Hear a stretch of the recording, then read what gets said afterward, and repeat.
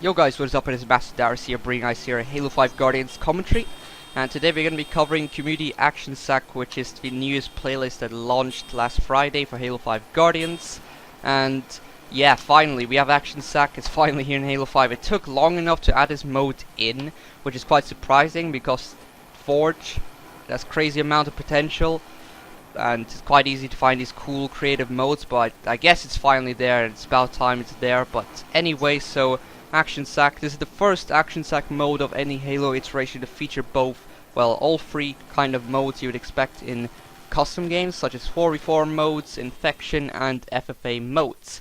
So I'm going to be doing like an overall review of this playlist here, and to reach that final conclusion, we're going to be reviewing each individual mode featured in Action Sack one by one, and we have 8 modes featured in Action Sack at launch right now. So it did launch with 8 modes and maps, and they did say more will be added into the future, and I'm looking forward to that because of the crazy amount of stuff they could add more into Action Sack. So let's get started off with Paintball Junkies, which is basically a breakout style 4v4 mode, and it's featured on a map. So we're going to be talking about the map because the map is a big important factor if you want a paintball type mode. Now, me personally, I think this map kind of delivers in creating a paintball style battlefield because first of all, there's a lot of areas for cover, and that's what kind of is required for a paintball styled environment, and there's also a lot of space for players to push up at the same time. So there's a lot of areas to take risks in, but you won't be as easily punished in them, so that's quite good.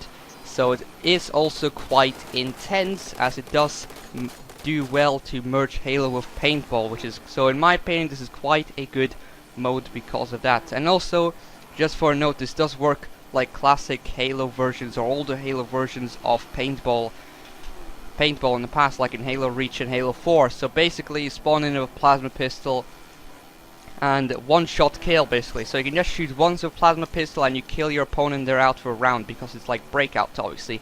So it does work just like classic paintball, and I think the map is really well suited for paintball in my opinion. So moving on to my personal favorite. This is my personal favorite. I hope they never take this out. This is Mongoose Sumo.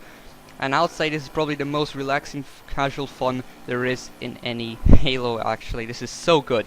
So you have 4v4 mongooses, and the aim is to knock players off of your mongooses as the ring gets smaller. So this is like a sumo ring. The sumo ring gets smaller with the scripting, and you have to just knock players off, and you knock them off and they're out for a round.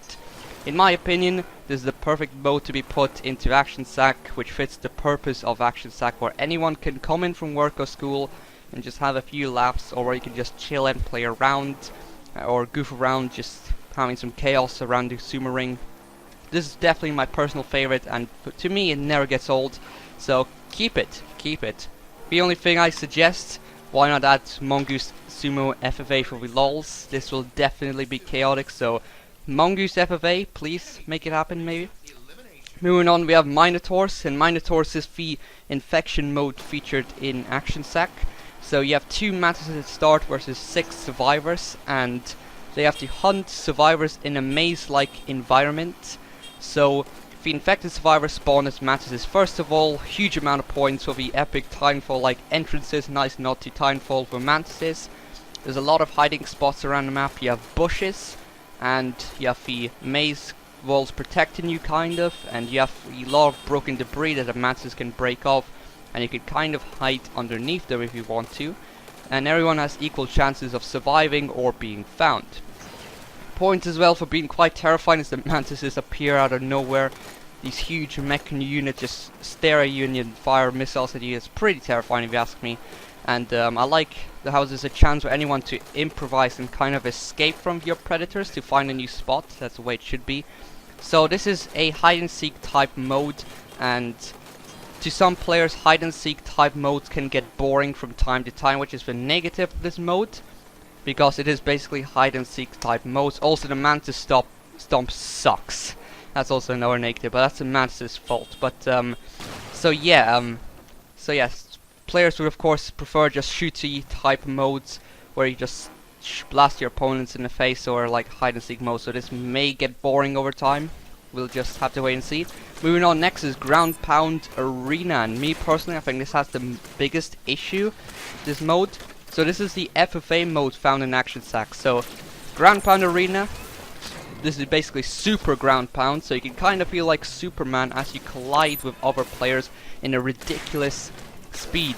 The ground pound radius is also buffed to make matches finish faster, and easier, of course, because you don't want players missing all the time, because it is quite big, and yeah, players will definitely miss quite a bit. But anyways, the mode is quite fun, and it can be quite difficult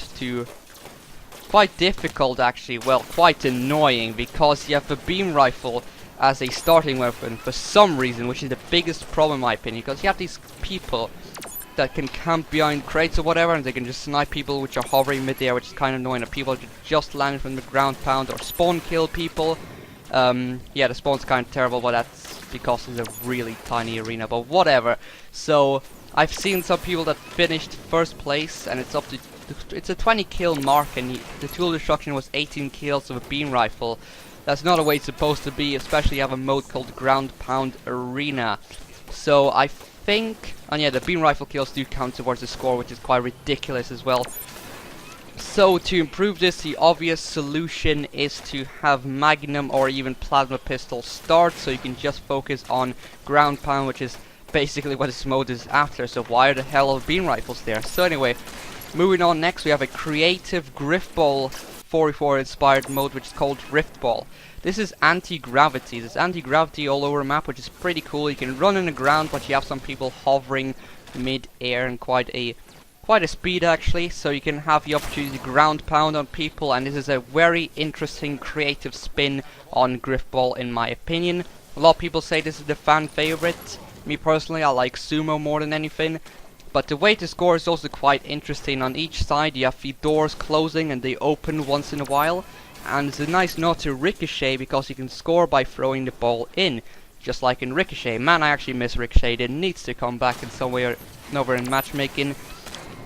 Hopefully Ricochet at least can make a return into Action Sack someday. I won't mind. So anyway, so you have also sticky grenades, and kind of satisfying if you can stick people across the map. Kind of cool. And yeah, it's really chaotic as well. As you can imagine, you have people hovering air and people running down. I think the radius on the gravity hammer is slightly increased as well in mid-air, so it's kind of pretty cool. So yeah, like, it's pretty creative. So moving on next to Tank World, which is the breakout type 4v4 mode on a tank type environment. So it's kind of a nod to World of Tanks. I think this is inspired by World of Tanks, but basically this mode is all about you could put damage into the tanks first, which is the way tanks work in every Halo. If you put damage in the tank first, you most likely win, unless the tank can somehow get away or has a buddy next to him somewhere. So the map has 3 lanes, which is actually good. So the map is kind of really important to make Tank World work. So the map does have 3 lanes. It has high vantage points, so this is a positive right there. So you have the 3 lanes which allow for different opportunities to approach the enemies. For example, there's also tactics involved, so you can kind of stick together in one lane or split up, which is a positive. So there is some tactics at least involved, and this is obviously inspired with World of Tanks, like I just said. So this is also another super casual and chill mode, nothing to take seriously at all. However, I find this another mode that could get stale over time, and the way to kind of break this repetitiveness is to actually, for a creator, to create a few more map environments designed for this mode, obviously. Moving on next, Husky Raid. I think this Husky Raid mode has a few problems as well. We're going to be getting into this. It's a CTF 4v4 type mode inspired, well, very similar to the Halo 4 version of Husky Raid. Husky Raid has existed quite a while actually. I'm not sure if it existed in Halo 3, but I definitely played it in Halo Reach and Halo 4. Husky Raid is definitely a chaotic mode. It is similar, it is basically Fiesta CTF on this crazy narrow-laned map, and you have these random weapons you can spawn with, obviously like Fiesta, power weapons, anything, any crap whatsoever. Snipers are obviously very powerful on this map, and they're really overpowered. So yeah, there's a few problems with this. I think the spawns are too narrow, because you can easily kind of get spawn killed on the map.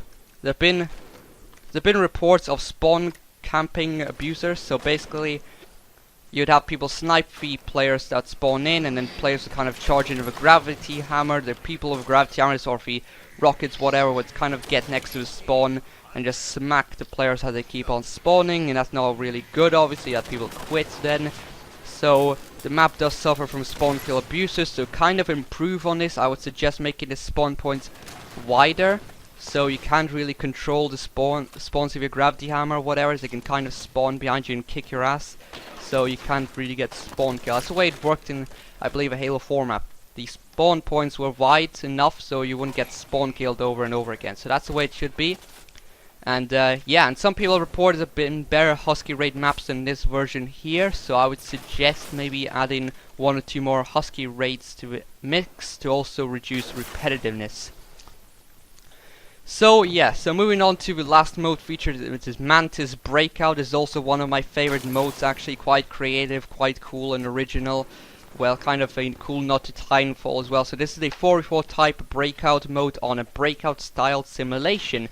Obviously we're going to be talking about the map here, because the map is really important for making this mode work. So in my opinion, the map is perfectly designed for the vehicle, the Mantis, obviously a mech. So kind of important. There's a lot of cover around the map and a lot of vantage point for Mantis to get on and kind of shoot their rockets on the other Mantises.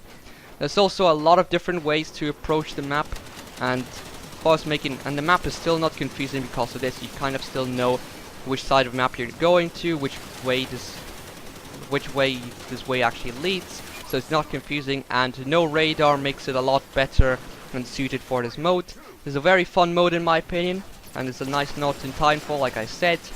The map also has a lot of space to maneuver around the opponents, and it's not simply who can gang on one Mantis or who shoots first gets the kill. It is a bit more complicated about that because of a map. So a map does well to make this mode actually work and quite interesting. So solo Mantises can also have a chance to retreat from a gang of Mantises because of the way the map is kind of designed. So you wouldn't be punished if there's a gang of Mantises unless they're up your face, obviously. So flanking is also possible, so there's room for some strategy at least. So for me, this is a very good mode, and I personally love mech battles, so I'm a huge fan of this. This might be my second favorite mode. So overall, this is a good start for the Action Sack modes. It gets points for having a mix of Infection, FFA and 4v4 modes. And personally, I think this was a great idea from Free to go with community maps and modes, as there is a infinite potential due to the new Forge, which is excellent, and there's a lot of creative cartographers out there. Some of which should definitely create some maps lined up for Action Sack in the future, definitely. There's stuff like Defron, which is very similar to Indiana Jones, if you guys know that. I personally would like to see that in the future. And this is cool how this feels like a fun custom game experience by matchmaking. So the players, if you for example don't have many friends that play custom games all the time, or can't be bothered to search up custom game lobbies online, it's quite easy where you just hop on matchmaking some randoms and kind of have this custom game type experience. So that's a huge positive right there. And another one, this thing nails casual fun experience. There's no sign of competitive, sweaty modes whatsoever, if you guys are wondering that.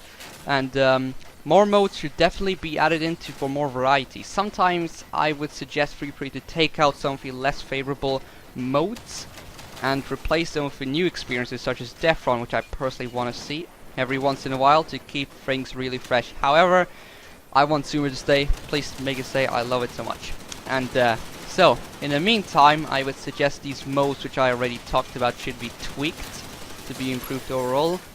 And lastly, where is Super Fiesta? Of all the developer modes, I think Super Fiesta is one developer mode which definitely deserves to be in the Action Sack playlist. If we can't get Super Fiesta permanently, I think it should be in Action Sack permanently, so why not? It's a really good mode. So anyway, hope you guys enjoy, and hope you guys enjoy Action Sack. If you have anything else to add, you can add it in, and I'll see you guys next time.